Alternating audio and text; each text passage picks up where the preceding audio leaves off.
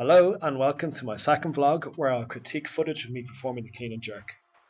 The purpose of this critique will be to identify errors and offer appropriate solutions to resolve these.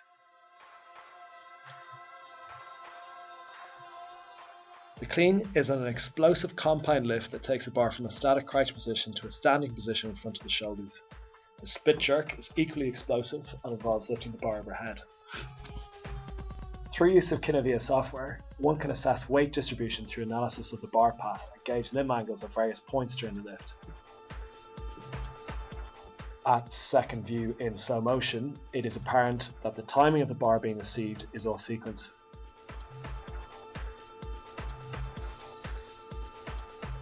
Analysis of the jerk will also reveal a slight hyperextension of the back at the catch position.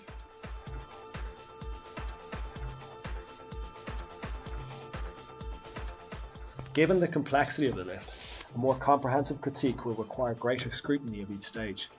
This exercise is presented and critiqued in order of the following stages, beginning with the start position as seen.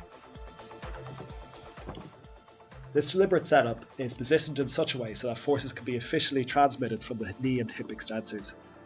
Trunk angle depicted here is relative to my size and shape and used here as a reference to compare trunk angles for the start position and first pull.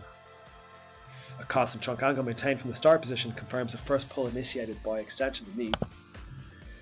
The transition phase sees a natural forward movement, which causes the centre of pressure to move towards the midfoot. The bar path reveals no loss of upper momentum of the bar.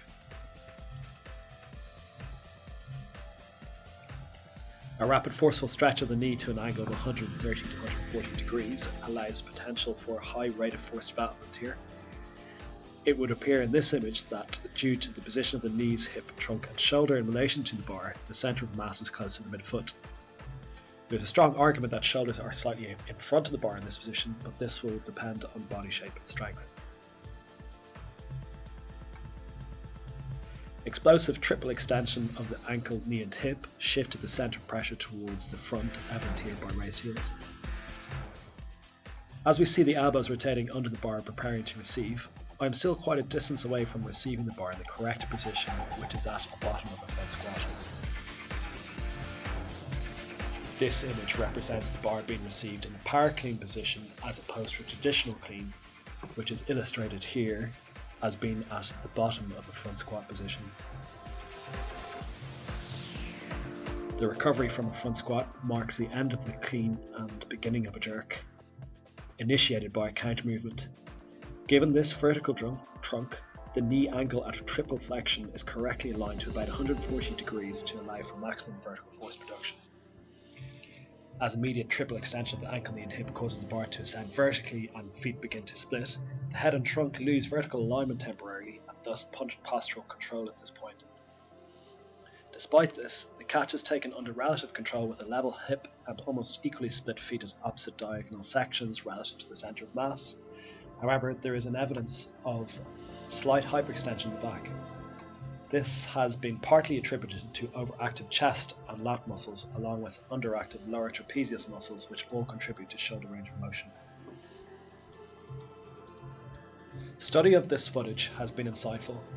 In consideration of areas for improvement, I would like to record footage of me performing a 1RM to review my speed under the bar in an attempt to receive it in the correct deep squat, front squat position. The increased intensity would also act as a greater test of technique.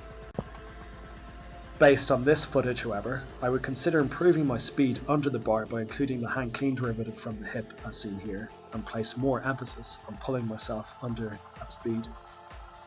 The catch of the jerk with a slightly hyperextended back due to suboptimal mobility is a concern when one considers maximally loading a dysfunctional pattern. Stretching of the muscles around the shoulder girdle and activation of the lower trapezius muscles to enable external rotation continues to be a work in progress.